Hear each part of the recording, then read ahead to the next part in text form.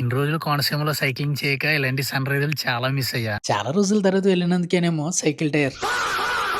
Night అనుకుని morning 4కి లెగిసి చూస్తే నా కల్లారా సైకిల్ ని బట్టలు ఆరేసుకుని ధన్యంలా యూస్ చేయడం చూసా. వా అనుకుని ఫార్ రియాక్షన్ ఇచ్చి సైక్లింగ్ స్టార్ట్ అయ్యా. వింటర్ అయిపోయిందిగా, సమ్మర్ లో ఎందుకు సైక్లింగ్ అంటే రిటర్న్ వస్తున్నప్పుడు సమ్మగా ఉంటది కాబట్టి యూట్యూబ్ లో చేస్తూ కామన్ గారు వైపు వచ్చా. మనిషికి మెల్లొంకరలా నా సైకిల్ కి స్టాండ్ వంకర.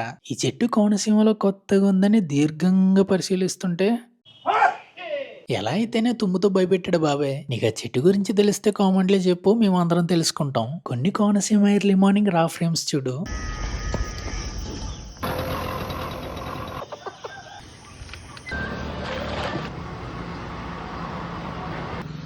బాబాయ్తో కొంచెం సేపు చేపల కోసం ముచ్చట్లు పెట్టి శవరపాలెం వెళ్తుంటే అయిపోతుంది సన్ రైజ్. పచ్చటి పొలాల మధ్య సన్ రైజ్ అవుతుంటే మంచుతో కప్పేసిన కొబ్బరి చెట్లు, ఒక పక్క పక్షుల అల్లర్లు.